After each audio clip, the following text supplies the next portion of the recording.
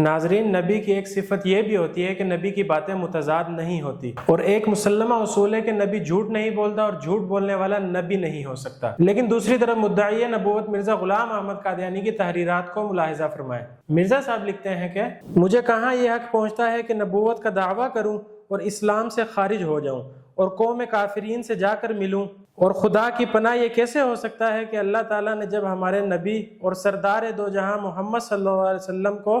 خاتم النبیین بنا دیا، میں نبوت کا مدعی بنتا۔ مزید مرزا غلام احمد قادیانی مجموعہ اشتہارات جلد نمبر 2 کے صفحہ نمبر 2 پر لکھتا ہے کہ ان پر واضح رہے کہ ہم بھی نبوت کے مدعی پر لعنت بھیجتے ہیں اور لا الہ الا اللہ محمد الرسول اللہ کے قائل ہیں، اور آن حضرت صلی اللہ علیہ وسلم کے ختم نبوت پر ایمان رکھتے ہیں۔ اب اس کے برخلاف مرزا صاحب نے کیا لکھا ہے وہ ذرا ملاحظہ فرمائیں۔ مرزا صاحب لکھتے ہیں کہ سچا خدا وہی خدا ہے جس نے قادیان میں اپنا رسول بھیجا۔ نبی کا نام پانے کے لیے میں ہی مخصوص کیا گیا ہوں، مگر میں کہتا ہوں کہ آن حضرت صلی اللہ علیہ وسلم کے بعد جو در حقیقت خاتم النبیین تھے، مجھے رسول اور نبی کے لفظ سے پکارے جانا کوئی اعتراض کی بات نہیں۔ ایک طرف مرزا غلام قادیانی کہتا ہے کہ مجھے حق نہیں کہ میں نبوت کا دعویٰ کروں اور کافرین سے جا ملوں، لیکن دوسری طرف مرزا صاحب نبوت کا دعویٰ کر رہے ہیں۔ اب احمدی حضرات خود ہی بتائیں کہ مرزا صاحب کی اس بات کو مانے کہ مدعی نبوت کافر ہے، یا پھر مرزا قادیانی کے دعوی نبوت کو مانے۔